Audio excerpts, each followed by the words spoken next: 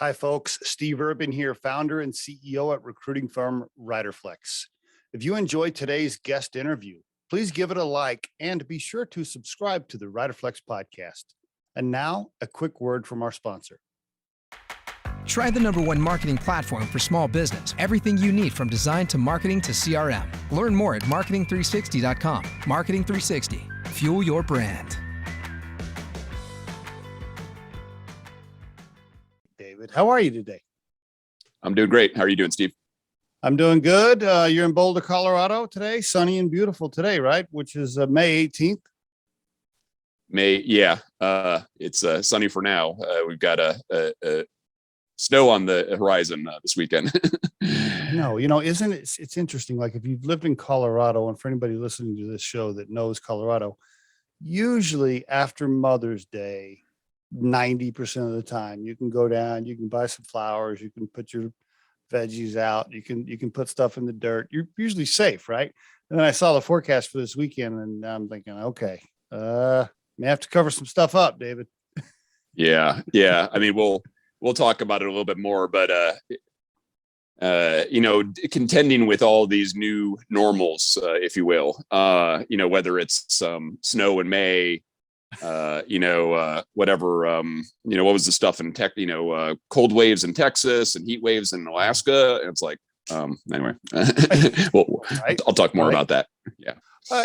Give the listeners a little history on yourself, personal, family, where you grew up, mom, dad, siblings. I read some stuff that you sent me, so I know some things, but share with the listeners early life and family, if you don't mind. You bet. Glad to. So just regionally, and this is kind of regionally, I started my life in the Midwest. I'm from the Chicago area, Cook County. Spent my first 16 years there. Moved to Boulder, Colorado when I was 16. 16. Spent 9, in the middle of high school. Spent 9 years in Boulder, and then spent 19 years in New York City primarily. And then have been back for a year and a half. Yeah. Okay. What'd your folks do? So my dad, my mom was in the publishing industry, and I primarily lived with her, but I actually grew up around a lot of authors and literary types, and we used to, we lived in Chicago, but I would fly often especially to New York, which, kind of set this stage for me moving there later. DC, San Francisco, any of the big publishing hubs. Mm-hmm. Dad was in tech, and he had started at probably juicy. Probably my mom's stuff was juicy, but kind of in a different way. My dad started at IBM in 1971, I think. He had left teaching because he was having my brother and then, later me, and needed to make money.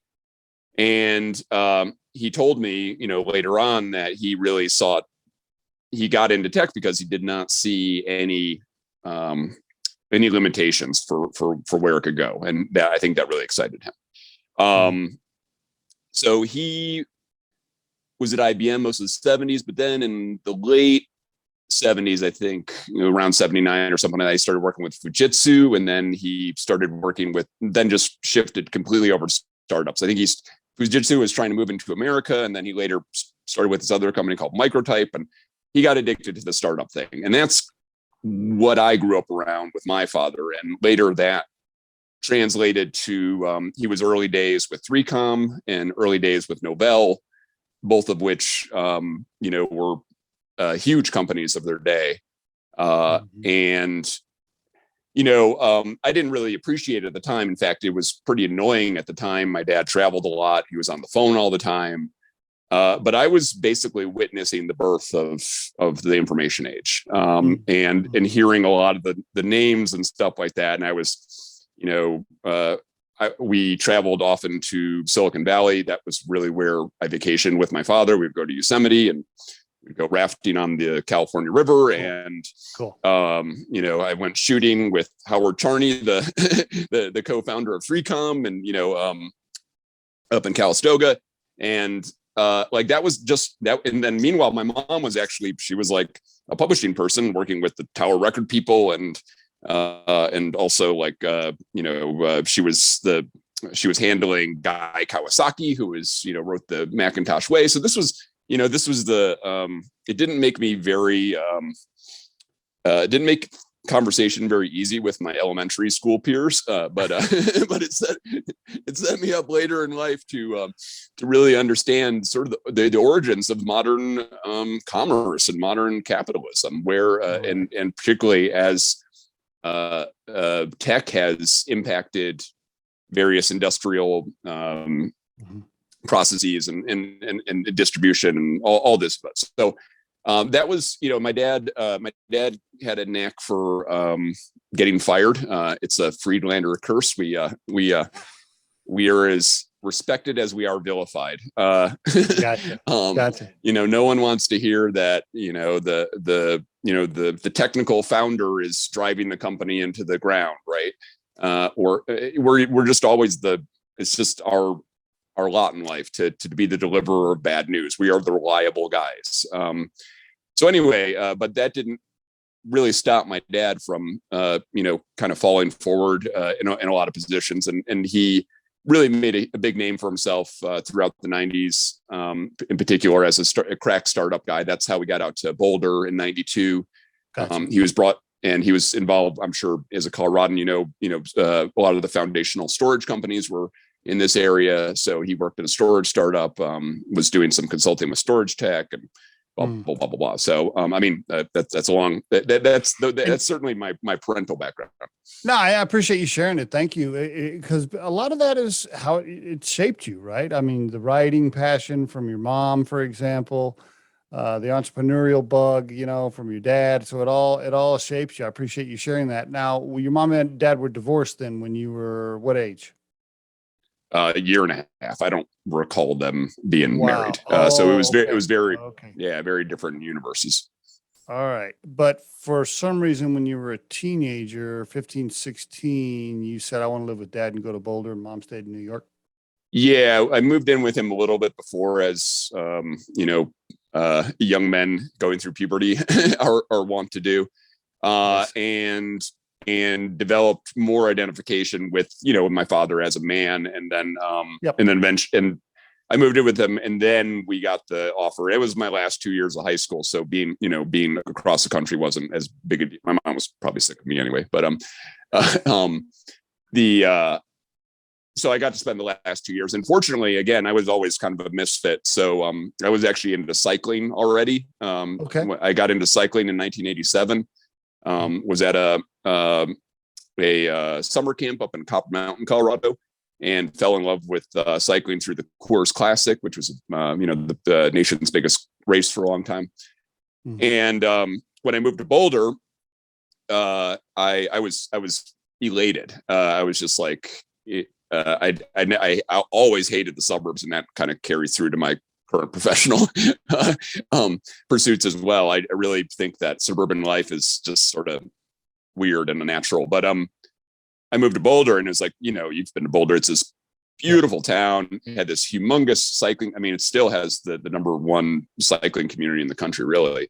And I started actually, one of the things, talking about my formative years, and I realized what a blessing this is now, is my folks, even though they probably worked way too much, they never had it. That work was something that was divorced from, no pun intended, that was separate from your interest. Like, you're expected to like and be passionate about your work, right? Good. And I don't. Yeah, I mean, it's great, but it's like, it's weird. It's really weird. Like, I didn't. So, I was passionate about bicycles. So I was like, oh, I'm going to work in the bicycle industries. And lo and behold, I worked in the bike industry. I managed to work in 5 bike shops. And by the time I was, I think, 19, I was working in one of the top bike shops in the country, Excel Sports. Yeah, which is still around today. Now, if I told you, if I told you that I recently bought an e-bike, would you shun me? Am I like erased from your network if I told you I bought an e-bike? Well, listen, it's a shitload better than a F-150. Okay. I mean, which I see way too many people buying nowadays, you know? Right. I Yes. mean, my big caveat is like, you know, I see a lot of people who riding e-bikes who don't know how to ride bikes in the first place. I really think, you know, people need to, I mean, this is, and then secondly, like, you know, don't ride your e-bike to the gym. All right. Like if you're like trying to save exercise, like, all right, That's let's good. start with the lowest hanging fruit. But I mean, that's pretty good. E-bike to the gym and park up front, like right next to the door. oh no, that's I mean, that's the luxury of a cyclist. Like, True. go with that. And I'm all for, you know, I mean, and we can get into it more, but like I've been associated with the minimalism movement, and, you know, anything that just makes things simpler, smaller, that gets people more in touch with, you know, nature, it's gonna be moving in the right direction. I've had e-bikes before, so I'm far from. I thought when I was looking at your background, I'm like, oh man, if I tell him about no, I mean, I think there's problems with them, but the less problems with them than cars, and no one bats an eye about cars. So, you know, true. I will tell you that it gets me exercising more than I did. I love the nature of it. Just, you know, and I was not a bicyclist before. And when I went over to Shields in Johnstown, Colorado, and I quote test drove an e-bike, I was like, wow, okay. Yeah, they're amazing. I like to ride bikes now. Yeah, no, they're I mean, they remove barriers for people riding bikes, you know. Yes, especially 55-year-olds like me, removes barriers. Indeed. Okay, so thank you for sharing that. One brother, by the way, right? One sibling? Yep. Still alive? Are you close to him? You guys close? What's the story? We're not super close. He's, you know, he chose a little bit more of a conventional path. You know, he was like the more conventional overachiever. I didn't realize I was an overachiever until about 43. I swear to God, I was like, oh. And I was talking to a friend of mine, and she dances for New York City Ballet, and I thought when I moved to Colorado, because I spent so much time in Colorado, and you know, for a long period, I've smoked a lot of weed, and, you know, I just kind of always kept this sort of California cool type of attitude. And I always did that. In 20 years in New York City, I always thought that I was like Mr. Chill, like, you know, Matthew McConaughey, hey, you know, and while everyone was looking on me and like, holy shit, this guy is intense. and like I would do these things and I wouldn't think about them, you know, like I'd end up on the cover of the New York Times real estate section. You know, I would ride my bike across country, you know, like when I was 21, I rode from Boulder to Seattle, then to Seattle, Portland, Maine, right? Cool. During my summer break from college, right? And I didn't trip about it. Like it was just like I was restless. I don't know. So, and you never any married kids? Did you ever get married? Any kids? Anything? What? Yeah. Oh yeah. And I had to overdo that shit too. What? Give me the details. Give us the details. Yeah. How many times have you been married? Like six? It feels like it.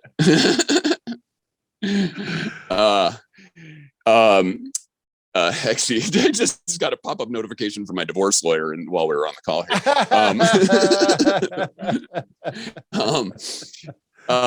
to cut to the ending. Hilarious. But yeah, no, I eventually got married, and my, you know, very in keeping with my sort of overachieving, my unconscious overachieving ways, I was doing an event series in New York City when we got together, and I actually it was sort of like TED, but way more casual. And I actually had a number of people who ended up on TED's main stage way before they were up on TED's main stage. I was in New York City. I was plugged in one of the most I was plugged in with a big community actually that had migrated from MIT's Media Lab and become quite tight with them. And we were this really tight group of innovators, if you will, and influencers, but very much in the kind of grassroots movement. I was like a community organizer or thought leader, and I was doing these events, I turned the event series into our wedding ceremony, had an open ceremony, because I really, was really revolting against sort of the more formulaic nature of marriage, where, you go on these destination weddings, everyone has to fork over a few $1,000 just to get there. Do you get the invite? Do you not get the invite? My thing was open registration, rather than boring talks. I had, neuroscientists talk about the impacts of love on the brain. And it made the New York Times real estate section, cool. It made the Metro section. And then later we had 2 kids. We were very fertile. We weren't married long, but we were very productive. And I was working at, I left, I had to start making some money. So I left. This is how I got into real estate. I started working with a startup through a dude that I had met through my event series, who was working on micro apartments. And so I started working with him to start bringing in some money. Okay. And turned our marital home into a living showcase of the principles of the company. So that ended up in Dwell magazine. And unfortunately, I just remembered it was in Tiny House Hunters. Was it? Well, that's pretty cool, though. It was the second episode, actually. Did doing stuff like that contribute to the breakup with the wife? Did she not like it, or what? Or was there other stuff that was involved there? It's a little tough to say. I mean, I don't think from my perspective, but I do think that having overexposed, I'm kind of numb sometimes to people's praise or what's the opposite of praise? They're scorn, criticism. And like I just kind of like, I'm 6'3". I'm just like kind of above it all, but I don't think everyone's like that. And I don't think my ex was probably like that. And I do think there's a lot of problems with portraying yourself as an exemplar of something, especially when the things that are being presented, like Dwell magazine, didn't really present the full picture, I mean, and certainly, Tiny House Hunters was, most of it was made up. So there's all these ways, in an increasing digitized world of misrepresenting, truth from brand or projection. And and we actually, if funny, I mean, strange as it feels now, but we really were as a couple holding up a model of what people could look like, like really what family life could look like in the future, because the McMansion F-150 3-car garage thing, it's really I can't underscore this enough. It's so unsustainable, and oh, wait a minute, like whatever, something's broken, I'll just one-click shop it. I won't fix it. I won't, I won't do without it. I'm just going to buy a new one, or so you were into all of that way back then. What year was this? Well, let's see, our house was, I started at Life Edited in 2011. All right. Okay. And then we finished our apartment in early 2014. It was in Dwell in 2015. Okay. Also we were in this documentary, and this, I just mentioned it because it actually, of all my press, I've gotten stuff that I just want to be very, very clear. I've gotten stuff that I've done way, way more proud of this, but not everyone has seen. On Netflix, there was a documentary about minimalism, which was pretty influential, and I was at saw that. Yeah. So and I'm talking about the thing that I'm passionate about, which is like aligning our designed world, our manufactured world, with our habits and with our needs, and with our environmental constraints, which is always been. How did you get there? Where'd that passion come from? What was the trigger point or the pivot point? What happened earlier in life to drive you in that direction? Yeah, I was just born in the right place. Seriously, it if my father, I would say probably starting in the late 80s, late 80s, started really cluing in on climate change as being the, the topic that would define the next generation. And when he left tech, when he retired in like early 2000s, he devoted all of his energy, shifted all of his energy to clean tech. And I'm not sure if I passed it along, but he even sued Excel. I saw that. Stop the building of the Comanche 3 power plant, which now a whole bunch of activist groups are trying to shut down immediately. It was supposed to have a 50-year timeline. It has a less than a 10-year timeline, and I forget how many billions of dollars were spent on it. But my father was no disrespect to my mom, but my father was he was a genius, I guess, and also from a really storied activist family. It's funny, like all Ukraine's in the news. My great grandfather was killed bringing relief to fleeing Jews in the wake of World War I in Ukraine. How about that? Wow. And then one day after my grandfather's 10th birthday on July, my grandfather was born 4th of July, 1910 in New York City, believe it or not. That's pretty cool. And then both my grandparents were really, really, their lives were just completely upended by geopolitical, industrial turmoil of the mid 20th century. My grandmother was born in Berlin, and my grandfather was this is my paternal grandmother, and she had to flee Germany in 1933 when the Nazis came into power. She was half Jewish, which was Jewish enough.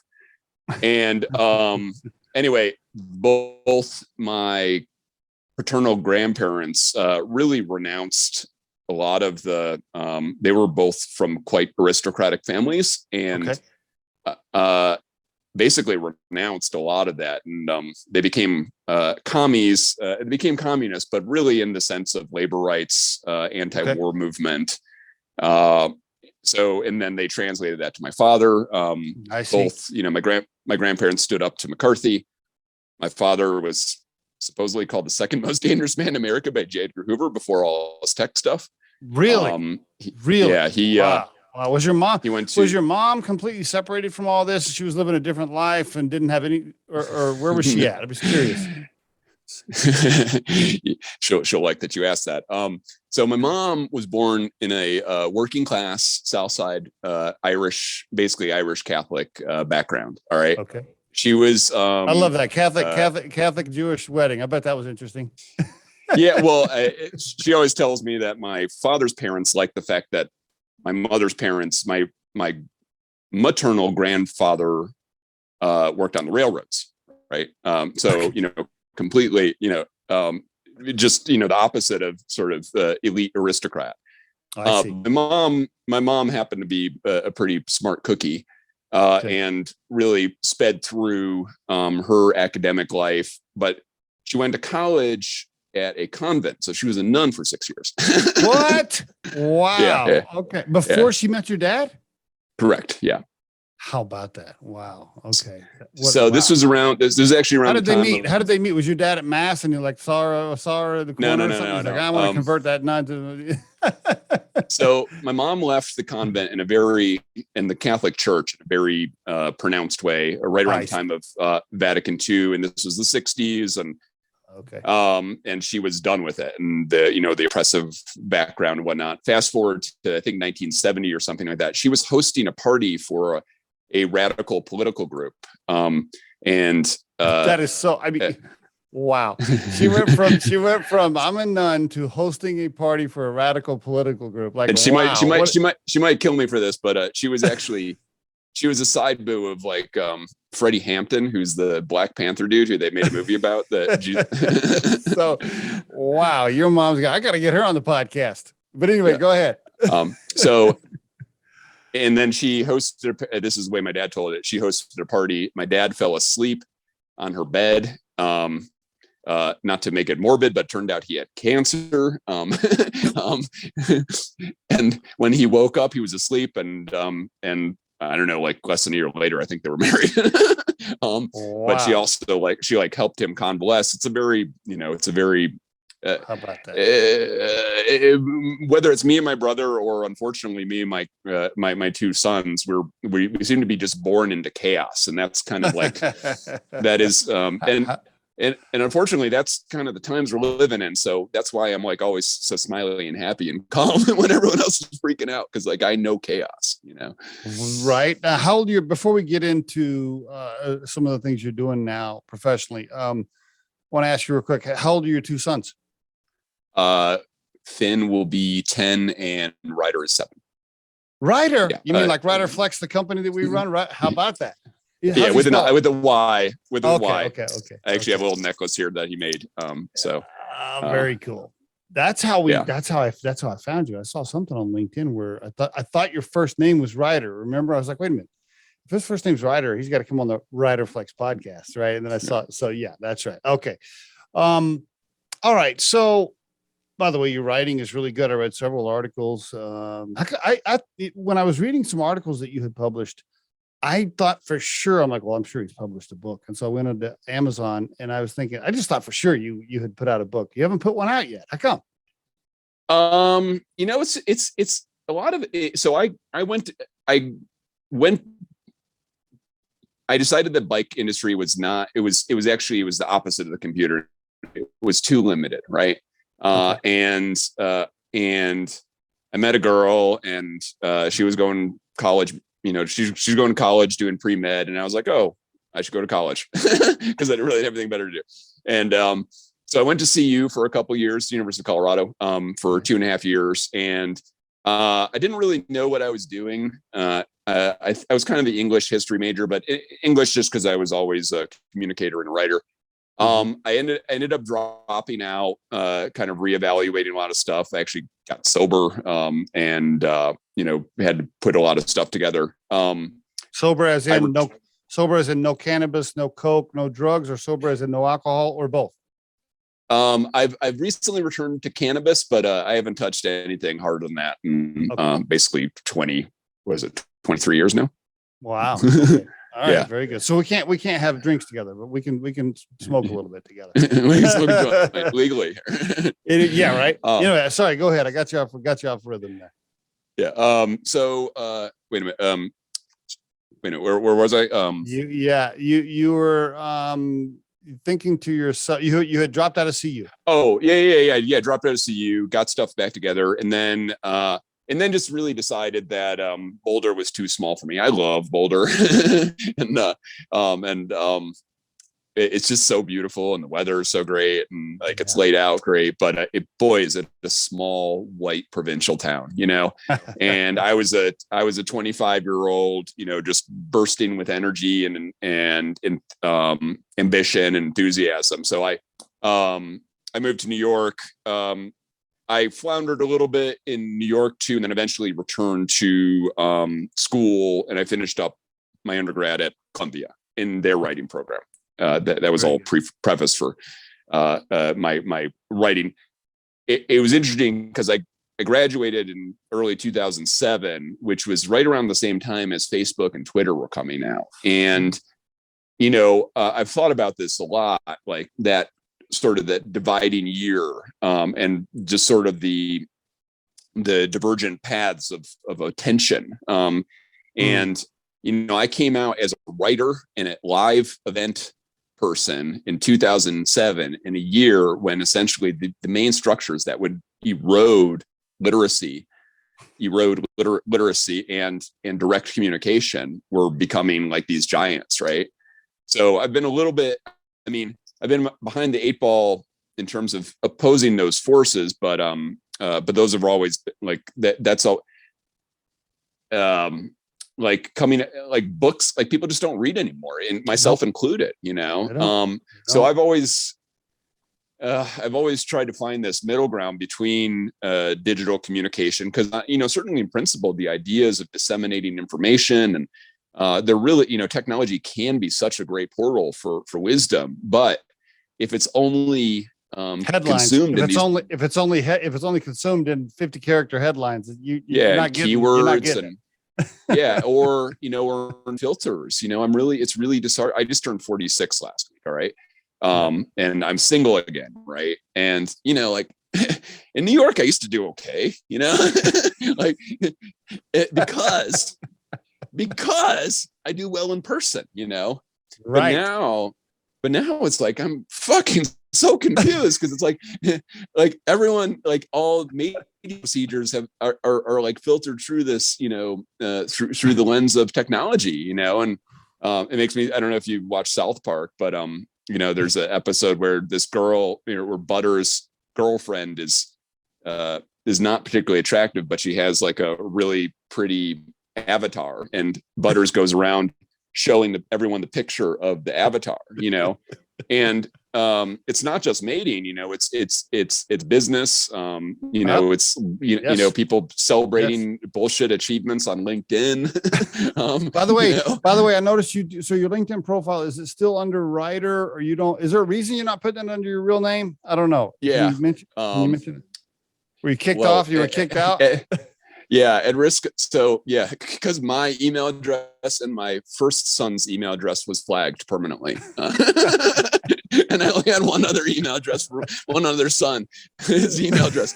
So, I mean, people just put the stupidest shit on LinkedIn. And listen, like, I've reached out to people on LinkedIn, we met through LinkedIn. I'm not like dismissing it, but the thing about it is people who are, I don't want to say important people, but people in the real estate industry, if they don't know my last name, then I don't want to fucking talk to them, And what I found is there is so many people on LinkedIn where they're seeming like their life's mission was to, get as many likes as possible on a post, versus like, hey, we're here to do business, and I think I was starting to tell you this, but my father, I can send you something later, but when he was testifying to Colorado Congress, but my father was a do-gooder, but he also went to the University of Chicago Economic School, right? He got his master's there, right? In 1968. All right. So take that, and he always taught me that, like, doing good and doing, and proper business is, they're one and the same thing, like real economic structures have to be on the side of good, on the side of collective good. And what happens is, especially with all this like ESG and diversity stuff and whatnot, man, it's just like, is anything actually happening behind these headlines? Right. That's a good point. Because I'm looking at the data, and it doesn't seem like things are actually any more diverse, except on a very superficial. Likes are happening. Yeah. Likes and connections happening. That's it. Yeah, lots of virtue signaling, but in my particular industry, and I'm sure you're probably feeling this in some way, shape, or form, housing, and I'm consulting now, and it's like housing is as broken as ever, and I don't want to hear like anyone celebrating any, big victories unless it's like, unless it's really tangible, and certainly don't get me hyped up about something based on some renderings or venture raise or, a Fast Company award, or like all these things that have stood as proxies for success. They're not success. Right. I want to ask you about the housing. Yeah. I want to ask you about the housing. I don't know if you want to go down that path, but I got lots of questions, but sure. But before we do that though, I don't mean to, so basically you made a living in real estate and in writing and so forth. Basically, is that right? Is that accurate? Until you move back to, yeah. Now you're, yeah. Okay. I mean, I'm a hustler, really. For 5 years, I was on a very small startup salary, with equity that didn't amount to anything. Okay. I took in 2016, the marriage didn't work out and the startup didn't work out. And I actually, left both, and started, being a free agent. Tough year. Well, the preceding 7 years were pretty tough. My first son was born 9 days after my father died, and I needed a break. Okay. And but more than that, like some of the things, like these things weren't going anywhere, and as nice as like the startup, actually, we had a TED talk, we had a New York Times feature, we had all these awards and whatnot, and we weren't making any money, and we weren't making any difference in the marketplace. And as sexy and cool as the marriage looked, it was really unhappy for very deep reasons. Okay. So in 2016, I started consulting, and that's kind of like. Yeah, so I spent like a good 2 or 3 years during the divorce proceedings, doing a free agency thing. I did a lot of, and this was again all in the world of housing innovation, what I would call mostly around like innovative ways of building, operating. Real estate, and mostly in housing, and geared towards affordability and climate adaptation. And I used to host. I took my event history and created a pretty unrivaled group of real estate people. This was again in New York City, so it was pretty easy to do that. And even if I would, I work with, for example, like IKEA's innovation team from Copenhagen. So I had, in that time, I was a free agent and making money off of consulting. And I'm still doing consulting, although I've got a couple startup ambitions as well. Let me ask you about the startup really quick. Run.Haus, tell me about it. Can you chat about it? I don't know if it's top secret or if you go ahead. No. I mean, I blabber to everyone about it. So I think that, the big, I don't know where to start. I mean, because it does follow very tangible real estate trends, but also these lifestyle trends. And I mentioned something before about the definition of success. And, I wrote a newsletter not that long ago, and it was entitled the Cancer of Success. And I mentioned that my father died of cancer at age 67. He was by all accounts, he was a very successful, just great man, just one of these people that everyone loved. And his memorial service was teeming with his friends and enemies, right? No one disrespected, he was a left brain and just not very, unlike me, not very self-conscious, and just very likable, unlike me sometimes. Anyway, but he died of, he had cancer, like I said, in the early 70s. But towards the end of his life, he started having these recurrent problems. And then finally he had basically a 2-year descent into really, really awful cancer, and he had it in this gorgeous house overlooking Boulder, right? He had it with millions of dollars in the bank, right? He had it with the esteem of everyone, right? What fucking good did it do him, right? He told me in his last days, I don't want to die, and I haven't enjoyed my dad's financial success. A lot of people see me as influential, but they really don't want to talk about it because they'll reveal the fact that they built their business on some blog post that I wrote. But one thing I've kept my eyes on the prize with, is I've always maintained my health, and when I was consulting. Yeah, without health, nothing else matters. I've talked about that before, just to take a pause right there for the listeners.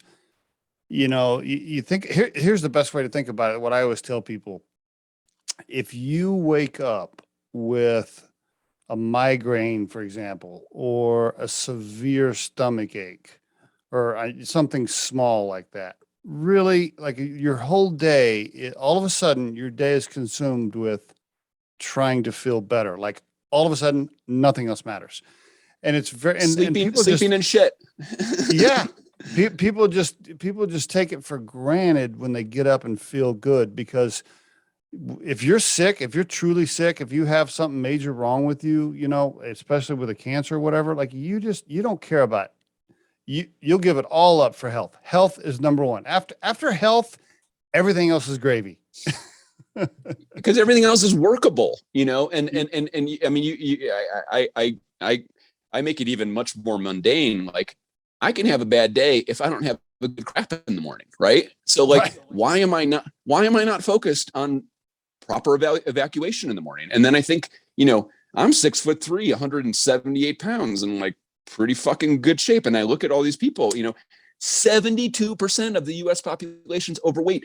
42% is obese.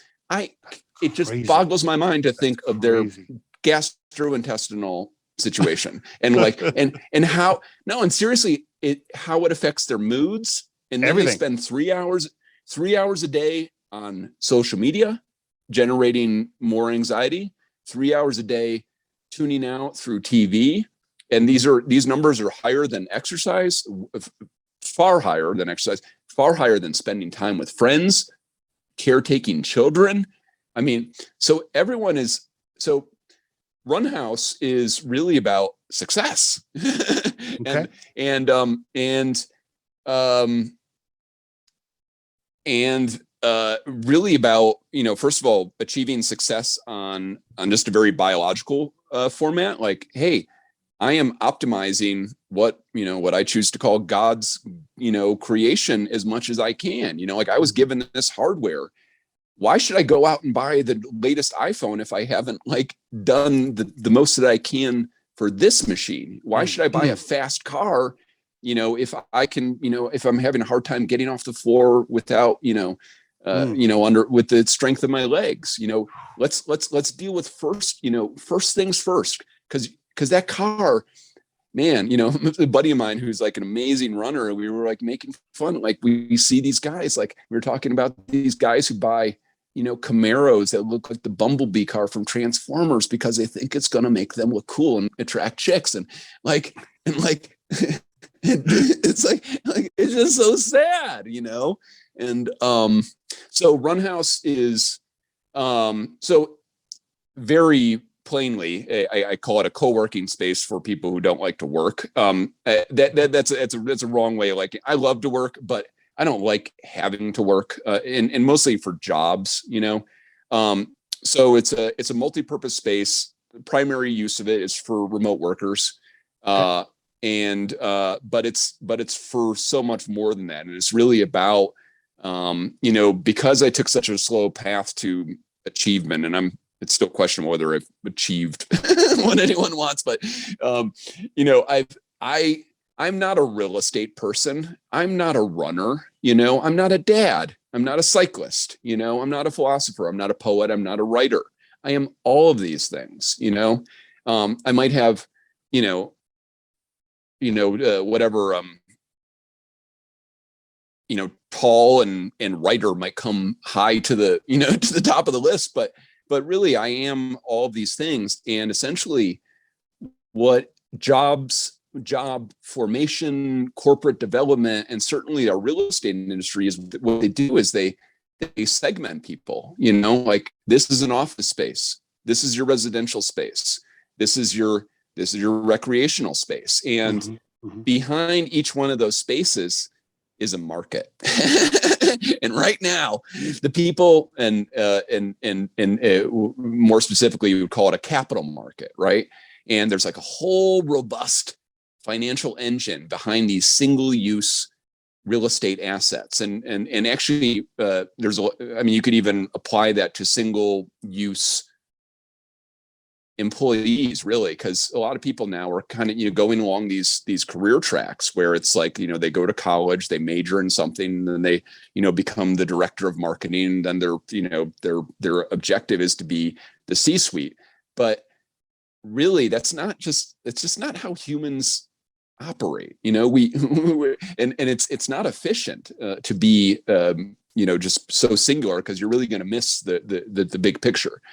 So I think everything is going that way to multi-purpose spaces, but multi-purpose humans, and obviously the pandemic created this. I mean, I was really pushing for the pandemic to just be this amazing reset, which it has worked, but remote work is really creating this amazing opportunity for people to just, because when you spend your time, let's say 8 hours of the average workday in basically in a space that is prescribed, it's a prescriptive space. This is what you do in this space, right? You don't have fun here. I know we can put a ping pong table in the Google headquarters, but ultimately this is not a fun space. This is not where we interact with our family and stuff like that. Maybe our professional friends, but not because you're necessarily connected to them, right? Right. So I forget what the marketing term is, but basically it's an interest-based co-working space. So, I mean, these are, and a lot of it is, whether it's New York or Colorado, runners tend to be very tribal, and my friends so we already actually have an existing community. We just need a space to go. So that's what co-working is. Right, and then also like wheelhouse. Yeah. And what was that? Yeah, the other thing was, if people are living in chronic health and not changing that position, they're really, and my battle cry to investors has always been efficiency, right? But I've realized that if people don't understand efficiency on a personal level, if their answer is to everything to make it bigger and to make it more powerful or whatever, they're not gonna see the value in efficiently designed and operated real estate. They're not that like they're and one of the this is just one of the things that people like. It's just really messed up in our value system right now, in terms of particularly in terms of manufacturing, that people don't see the value of removing stuff, which has disproportionately hit the overweight. Like the first thing we should have been doing is prescribing people exercise, and instead they were telling people to go inside. And I mean, the average indoor air quality, according to EPA, is 2 to 5 times more polluted than outdoor, Interesting. And yeah, and outdoor activity has been, proven time and time again to have enormous psychological benefits, right? Like they prescribe it in England. Like psychiatrists can prescribe going outside. And yet, like, we're doing things counter data. So that's it's really about creating this new model of success, this holistic life that includes work and family and health and all of the above. Do you have a space open yet, or do you have a space in the works, under construction? Anything you want to announce there? Oh, no, I'm looking for investors. I've been managing it with just basically paying for rent. okay. I'm not private. I'm not backed by a family office or anything like that. So I've got this is the thing. I've got a ton of community interest. Every freaking runner in Boulder knows David Friedlander and Run.Haus. So a lot of times I've found that like stuff with high human appeal doesn't, when I talk to, and I still do talk to VCs, but they're just looking for the ATM angle. Like, how do I make a bunch of money off? And it's really exhausting. So I'm more interested in moving towards kind of smaller. I'm still very open to investors, but I think investment, I'm looking for something very small, and really it's about developing a robust community that could be really scaled globally. It's Okay. not an expensive idea. It's not an expensive idea. Okay. Very good. I want to ask you a couple, I know we're bumping up against our time and I want to really I want to ask you a couple of hot topic questions here, really fast. Yes. By the way, is my internet, am I choppy on your end? How's the connection? You chop for a second, but it's mostly good. Mostly good. Okay. You stalled out for 1 sec. You stalled out there for 1 second. Okay. You're a little bit choppy on the video, but the audio is still okay. So I think we'll be all right. Okay. I want to ask you a couple of questions. These are big ones. I mean, these questions I'm about to ask you, we could do an entire episode on each one, right? So I'll go get you a short version. The housing piece. I know you've talked about this, you've spoke on it, you've written about it. Let's talk about the homeless tent situation specifically. Because you're a little bit of, I don't know if we classify you as a minimalist, but you're a housing specialist, that's your expertise. What do you do, David? I mean, what would you do to clean up the tent situation, the homeless situation that we have across the country in some of these cities? I mean, you've been to the Bay Area, you know how bad it is. I mean, hell, we got it in downtown Denver right now too. So what would you do? How would you attack it? I realize you could do a whole episode on it, but maybe some 30,000 feet stuff, if you don't mind. Yeah. I mean, the first thing to recognize about homelessness is most people who are homeless didn't plan to be homeless. There were people who couldn't afford their homes. They couldn't find jobs, and they probably exhausted all of their friends and family's goodwill. Right. And then what happens is they start living on the streets, and the inherent trauma of living on the streets requires them to be fucked up all the time. They get into drugs, they get into alcohol, and then all of a sudden, there's millions of people like that now.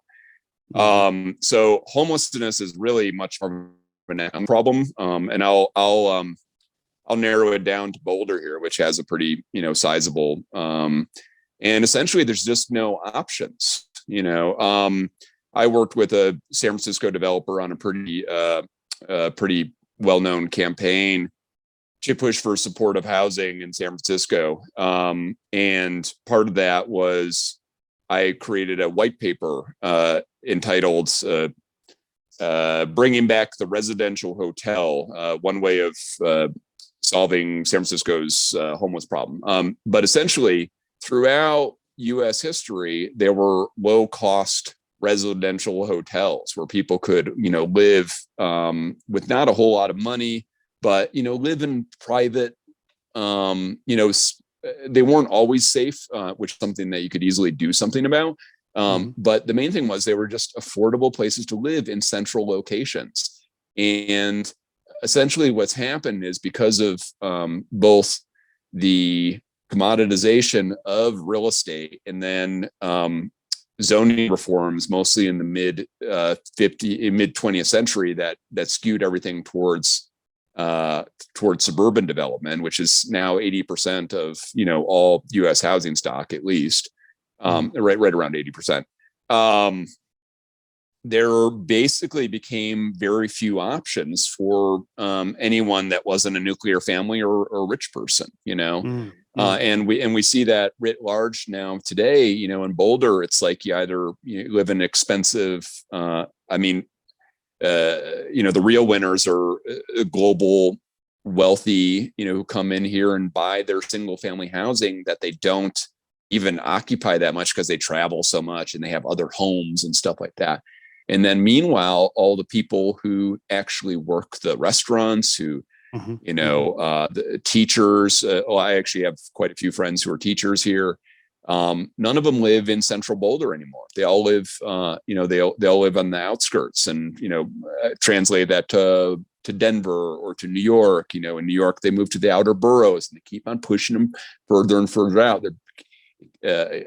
Because real estate is looked at as this commodity thing versus like this thing to house people, heaven forbid, you know. I mean, that's why there's all these empty retail spaces, because from a commodity standpoint, they're not losing money. They're off the losses of, you know, they being perhaps a developer investor. They have this property here and they're writing off the losses on that against the profits someplace across the country. You know, so I've always just been really adamant that real estate is a product. It is stuff, and this, you know, the product needs to do something, and the do something is supporting life and like supporting a healthy economy, not supporting a you know, a Fed that basically is completely underwritten by mortgage-backed securities at this point. It's really a bummer. So we need to unlock that real estate and start using it, you know, and then driving the prices down. Every time we drive back past an abandoned building or like an empty, what used to be a hotel or whatever, every time we see one, my wife's like, why don't they just fix these? Why don't they just let these people live here and fix these up? Why are they just sitting there? It's these ridiculous questions that only a 7-year-old would deign to ask, right? But only like a 65-year-old private equity guy would come up with an argument for why not, you know. Interesting. And can I ask you this specifically? Yeah. And I struggle with this too. I'm asking you these questions because I struggle with them in my own mind and with my own emotions, sure. Right? Yeah. When I see people in tents, the first thing that happens is, you know, I feel emotional about it. My heart goes out to them. I'm like, we got to help these people, you know what? And then my second thought is, I don't know what the stat is. I'm not an expert on this topic at all, but I think there's a lot of mental problems there. There's mental health that is causing the homelessness. I don't think most people, correct me if I'm wrong, you're the expert. Most people don't choose to be homeless. I think they either have something mentally that's wrong with some medication, or like you said earlier, they got caught in this spiral, and then they got hooked on drugs and alcohol, and now they're in the situation. I don't think an average Joe wakes up in suburban America and goes, I think I want to be homeless, and just gets a tent and goes downtown, right? No, but they might be born into poverty. You know, a lot of them are born into poverty. Yeah, where I was going to go though was real quickly is so I go down the emotion. First I have an emotional outpouring for them. Then I think, well, man, this is a major mental problem. We got to do something about the mental health, because if we try to help them, but they're mentally unstable, they're just going to end up right back here. So then I say that to myself, and then I think. This is going to piss off some of my rich Boulder friends, because I know a lot of people in Boulder too. I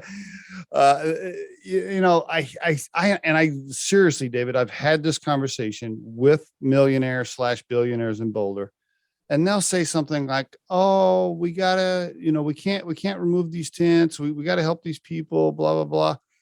And I've challenged them. I've said, "Oh yeah," I said, "Tell you what, I know where your house is. I know where your $5 million home is up near Boulder, downtown near Pearl Street. If 10 tents wrapped around your house on the grass outside of your house, would you be cool with that? You're going to be cool with that? Is that okay with you?" Right. And then they always kind of, and then they start squirming. So what was my question? Oh, I guess my question to you was, should these tents be removed? Should they be taken away? And where would you put them if you did? If the housing that you're talking about wasn't available, what would you do? Yeah. I mean, I think the first thing to start is really realizing so many people don't have a place in society right now, you know? So first acknowledging they have no fucking place to go, you know, like what, yep. Yeah. Like, where are they going to go to? A halfway house in Denver or something like that, that's subsidized by some nonprofit, or, you know, whatever. Like these options all suck. And I've certainly talked to plenty of homeless people who do choose to stay out of the shelter system, because the shelter system can you imagine being whatever, how old are you? No. 50, what, 55, you know, 55, 50, yep. 55-year-old, you know, and you've hit, you know, perhaps decades of shitty circumstances. You're born in the city and then you have some shelter administrator telling you have to, you know, whatever, do some, you know, have to be in bed by 9 o'clock. Yeah. You know, they're humans. They're humans, you know. And they need a place, right? So I mean the big question for you know, for the millionaires is like, would you be willing to give up, you know, like if you have $10 fucking million and you have and that was like, you know, that was basically brought to you by just these amazing constellation of economic circumstances, would you be willing to divest some of your wealth? Like, so that brings up my second question. That brings up my next question. Are you for universal pay, would you distribute wealth across the planet if you could, if you had that power, if you had a magic wand, would you do that? Well, I'm actually a horrible elitist. All right. And I believe, you know, I'm very much to each their need, you know, and to each their capability. And some people need more than others, you know. Okay. Does the guy really need the $10 million house in Boulder? Does he really no, that's not that's not what I'm talking about. I'm talking about, I got 2 pair of headphones. I'm like, fucking, you know, I got 10 pair of shoes, you know, like, look at me, you know. Yeah, no, I'm talking pretty basic stuff. I mean, a whole different level, order of magnitude. The people, you know, the rich people that I know have so much money, they, you know, there's no way, like, they're really protecting the interests of their, you know, unborn great grandchildren, you know. And if it were up to you, and you had the power, you'd make them distribute some of that wealth. Well, yeah, I guess so. I'm a very much a naturalist and somewhat of an anarchist. I don't like, I'm just as opposed to like systems of distribution, you know, because like you know, whoever's distributing this wealth is of course going to take like, you know, 0.5%, right? So I'm really about just like letting the cards fall where they may. Well, that's what's happening now, though.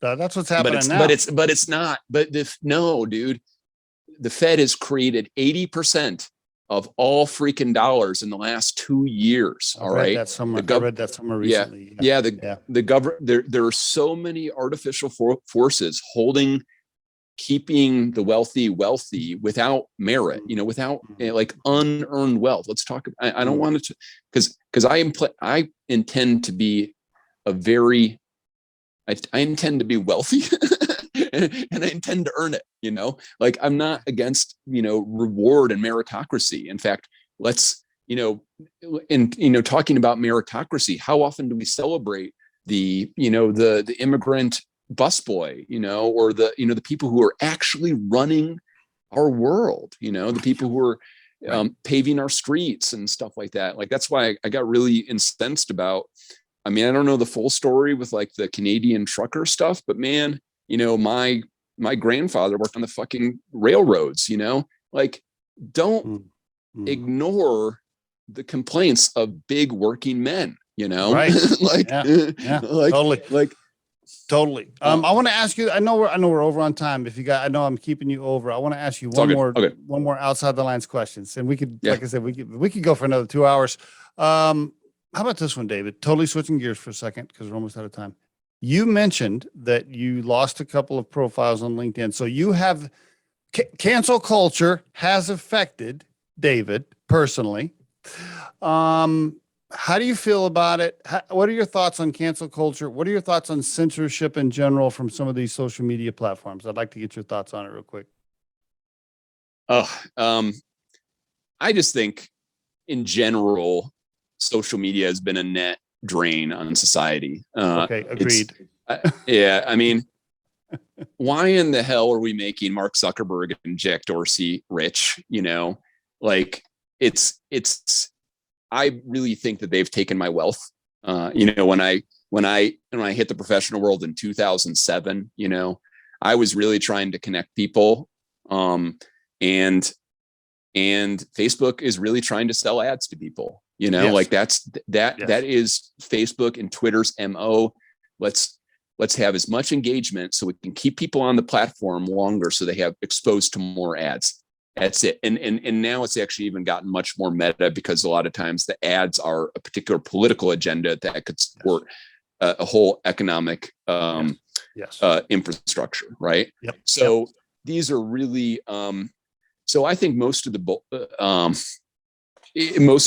the cancel culture is people parroting lines that they heard from online stuff. When you're in like, most people, when they're just dealing with each other directly, it's like, oh, there's a human in front of me, my whole thing with the, with all of the race baiting, it's all constant.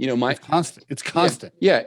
My grandfather, just a little bit context. My grandfather and grandmother were turned into the freaking FBI because of a black spy going to communist meetings. Right. I'm not talking out of this shit, talking about this stuff without context. Right. I was one of 2 white kids in my 5th grade class. All right. In an otherwise black school.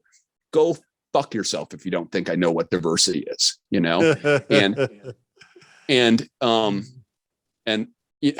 anyway, and all these people parroting, and I know some of these people, and they don't have a diverse friends. They don't live in circumstances that promote economic equality. In fact, do things that move the complete opposite. So I'm just, my big thing lately, because it has affected me, and I've gotten in a lot of trouble for crap I've done online. Should you? My question though is, should you have, or are you a hands down, hey, First Amendment, or what are you? I'm trying to pin you down to. Well, I mean, the canceling is just inherent with the system, because like it's about curating this existence that omits certain information, right? Like to me, all the the Me Too stuff, it misses like this whole, just misses human sexuality, right? Like whoa, oh, we've been having sex since we've been around, and like we can't necessarily control it when we're in our workplaces or online or wherever or whatnot. And I'm not at all promoting inappropriate behavior at all. I'm just saying it's something that really needs to be taken seriously. Our hormones are at play here, and we need to understand that and not condemn when people are being biological creatures, right? Like that's so much of what I see. So my biggest strategy really has been really trying to ignore it. I do have fun disrupting it, Are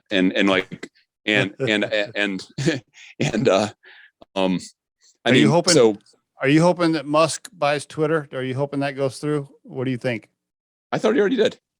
Oh, I thought it was. Oh, I'm not an expert on it. By the way, for the audience, we're recording this on May 18th, 2022.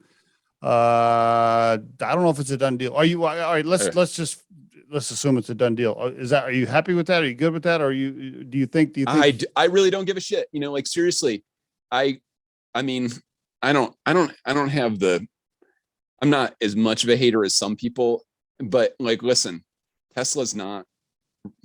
It's not going to save the day for climate. These are expensive electric cars. Electric's not even that high tech, to be honest. I mean, the self-driving stuff.